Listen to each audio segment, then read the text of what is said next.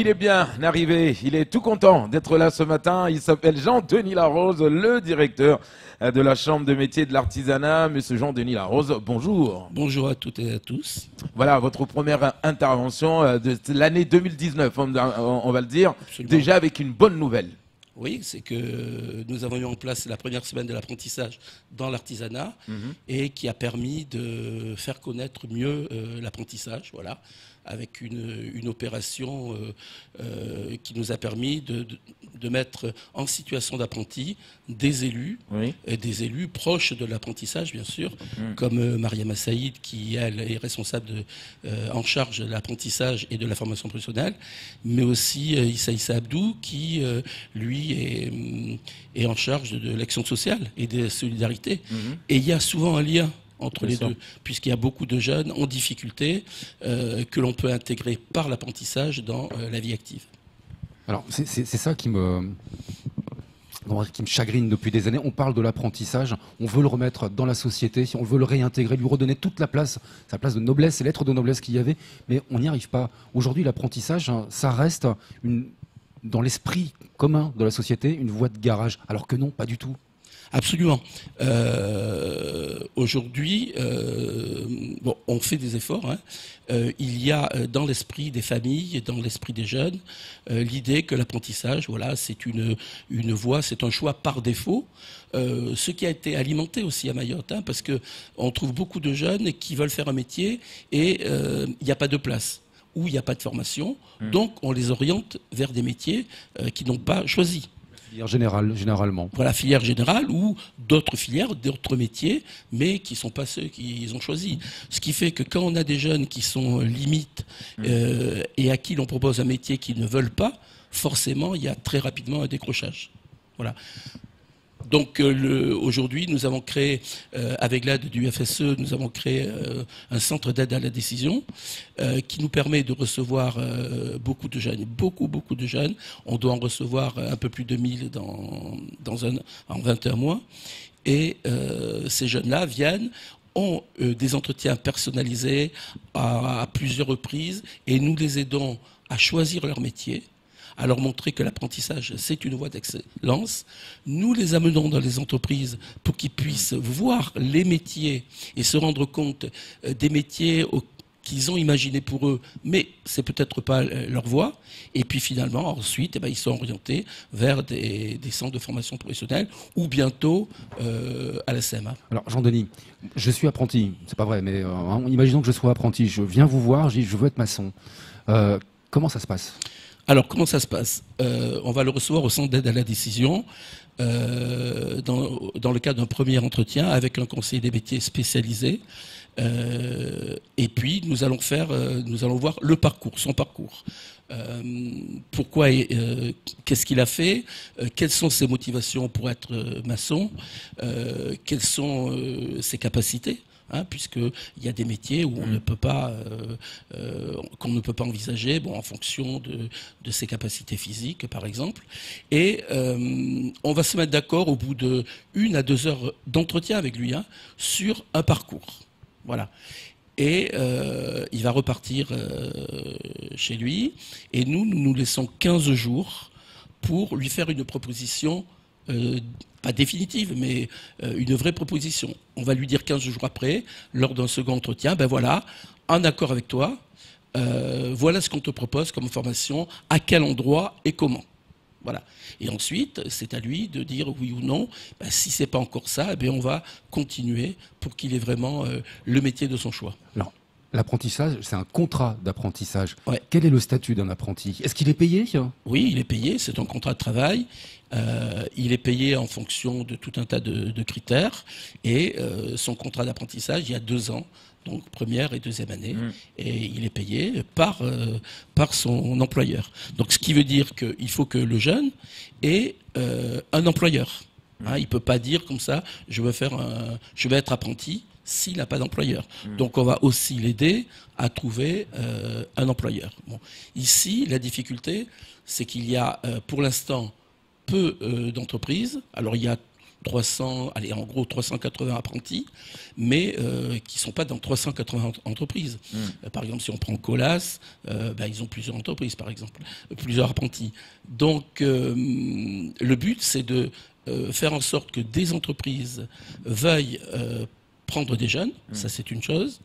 Et puis, surtout, il faut trouver aussi des entreprises dans des métiers en tension. Aujourd'hui, on sait très bien que dans la boucherie, par exemple, il y a plus de 4000 postes vacants, sauf qu'ici, il n'y a pas de boucher.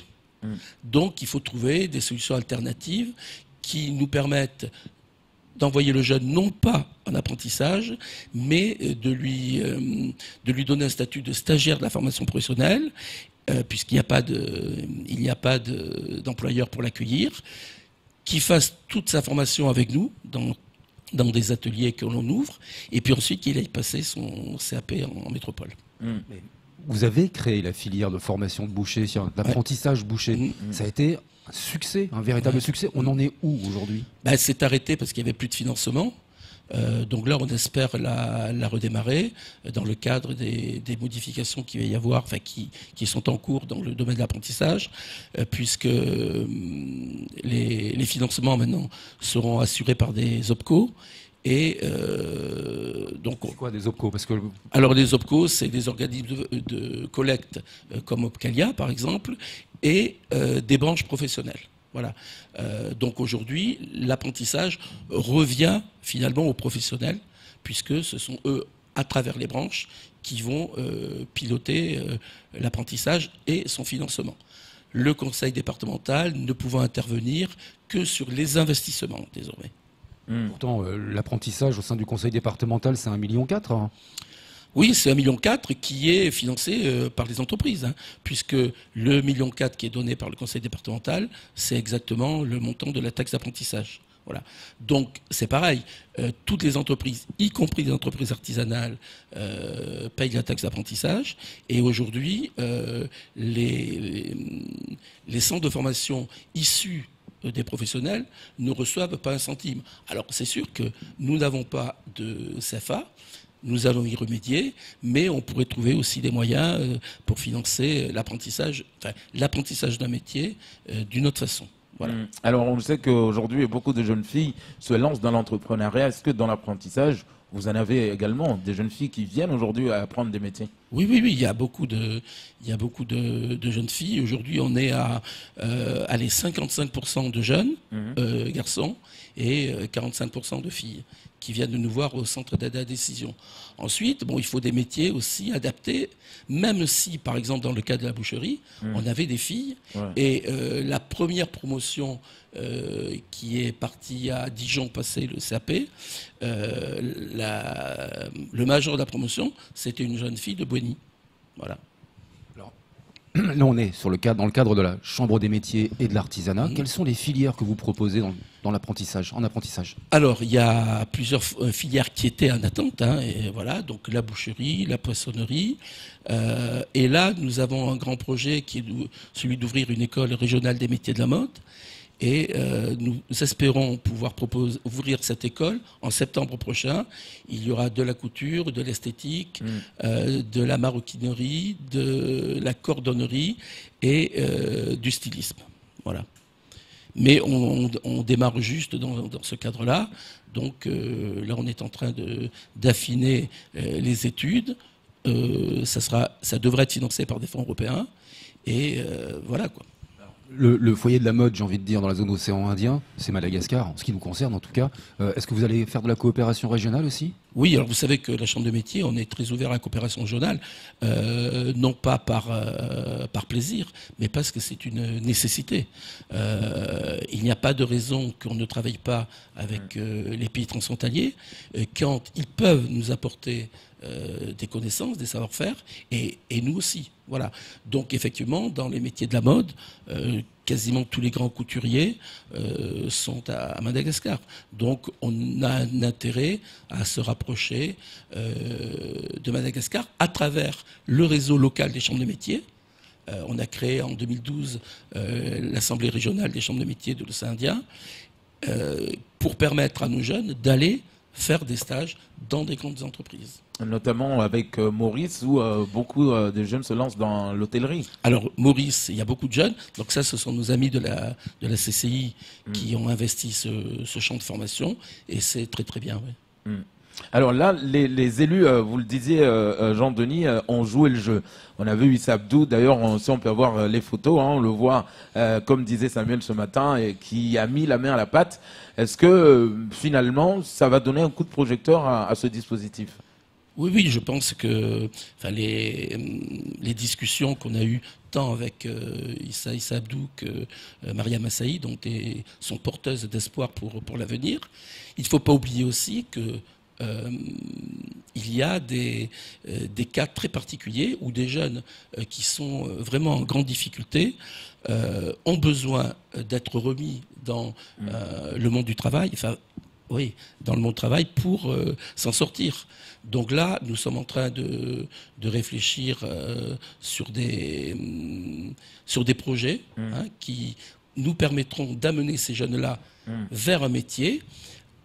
Il faut savoir qu'il y a un appel à projet pour l'insertion des jeunes qui est sorti en métropole. On y a répondu, nous, au travers du réseau des chambres de métiers.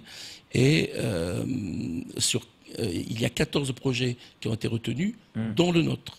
Donc là, on est à la limite de l'action sociale et de la formation professionnelle, puisque nous allons recruter éducateurs spécialisés et moniteurs éducateurs pour prendre des groupes de 8 avec lesquels nous allons travailler pendant 6 semaines, mais vraiment 24 heures sur 24. C'est-à-dire, ils vont vivre ensemble, ils vont préparer leur repas, ils vont se lever le matin de bonne heure, ils vont faire des remises à niveau, ils vont aller dans les entreprises, pendant 6 semaines, avec une semaine de rupture dans un grand centre de formation, donc à Madagascar, qui va leur permettre d'abord de relativiser leur vie à Mayotte. Et quand on dit à Mayotte on n'a rien, ils vont voir comment ça se passe aussi ailleurs. C'est clair. Et puis dans des conditions beaucoup plus difficiles, puisque l'organisme avec lequel on va travailler a été financé par des fonds internationaux pour former les fameux feux roches de Diego Suarez.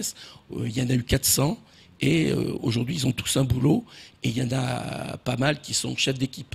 Donc ça a été vraiment une grande réussite. Donc nous allons travailler avec eux, voilà. C'est de l'immersion totale.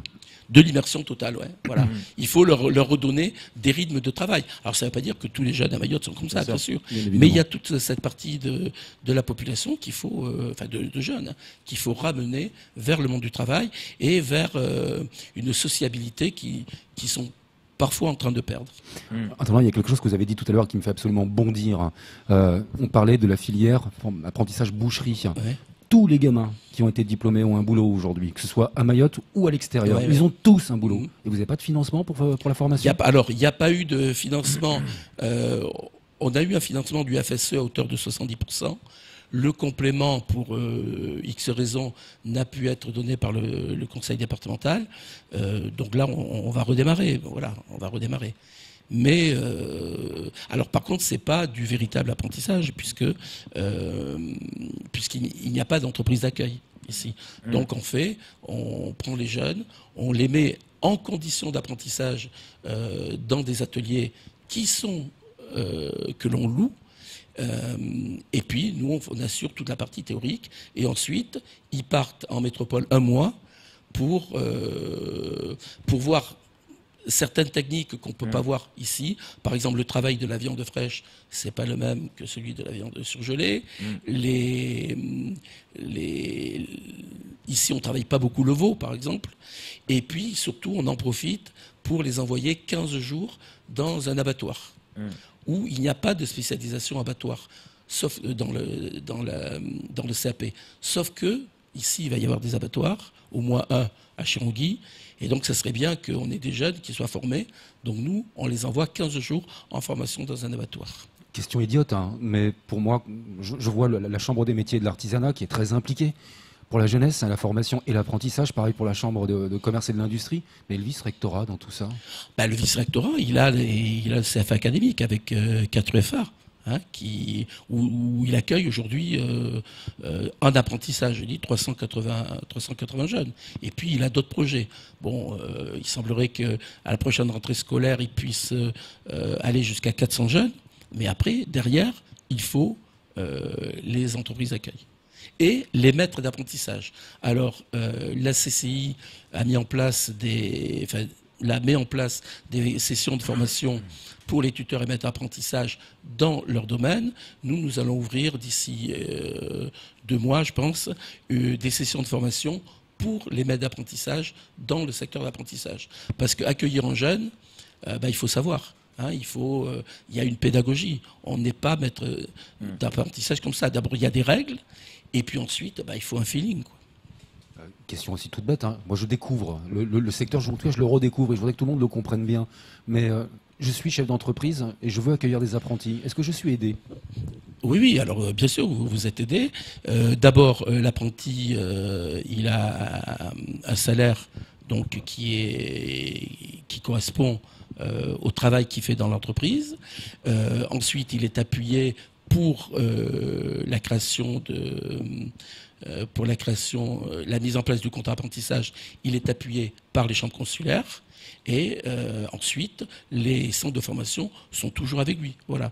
Donc, oui, il est appuyé. Et il peut bénéficier, dans certains cas, d'aides particulières. Je suis un jeune, je veux faire un contrat d'apprentissage, je ne sais pas trop où j'en suis. Je viens vous voir, comme je vous l'ai dit tout à l'heure, je veux être maçon. Voilà. Au bout de 2 mois, je n'ai plus envie, ça ne me passionne pas. Est-ce que je peux changer? Alors maintenant, oui, ça va être possible, puisque avec la loi Choisir son avenir professionnel, déjà, la partie SAS, apprentissage, que nous, on a mis en place au CAD, va devenir obligatoire. Donc un jeune, il va pouvoir tourner, il va pouvoir demander à découvrir des métiers avant de faire son choix. Et ensuite, ça va devenir des formations modulables, c'est-à-dire qu'on pourra rentrer d'apprentissage à n'importe quel moment. On ne va pas attendre septembre et faire 2 ans d'apprentissage. On peut très bien arriver en avril et en disant, voilà, moi je veux faire un CAP boulanger. Donc il y a ça. Et ensuite, le jeune aura le droit de dire, finalement, je me suis peut-être trompé, donc je veux changer de métier. Si on a encore du temps, je ne sais pas, Camara. C'est presque fini. Allez-y, posez votre dernière. J'ai l'impression que l'apprentissage à Mayotte, en tout cas, et même en France, mais surtout à Mayotte, parce que c'est Mayotte qui nous intéresse, c'est un immense chantier que nous sommes en train de relancer. Oui, absolument, oui. Et c'est ça qui est passionnant. Donc on s'y met à plusieurs. Le vice-rectorat organise au mois d'avril une journée de l'apprentissage pour mettre en avant l'apprentissage, même si on ne sait pas encore si on aura tous les textes qui seront sortis à ce moment-là, pour permettre d'informer les employeurs, pour permettre d'informer les familles. Mais il y a beaucoup à faire, ouais, c'est sûr, il y a beaucoup à faire. Et on espère réussir, quoi. Parce que c'est l'avenir de nos métiers, tout au moins dans le secteur des métiers de l'artisanat. Jean-Denis Larose, merci d'avoir accepté notre invitation. On vous souhaite en tout cas que du bonheur dans ce dispositif. Et il faut aussi lancer ce message, il faut que les entreprises jouent le jeu. Il faut que les entreprises jouent le jeu, qu'elles viennent nous voir. Depuis le 1er janvier 2018, l'enregistrement des contrats d'apprentissage ne relève plus de la DIECT, sauf pour les contrats d'apprentissage publics, mais il relève des chambres consulaires. Donc il faut venir s'inscrire dans les chambres consulaires. Donc pour la chambre de métier, c'est à l'Université des métiers, derrière Jean Boscor, voilà, aux Trois-Vallées. Eh ben, merci beaucoup à vous de nous avoir suivis. C'était tout pour ce temps de parole, notre premier temps de parole.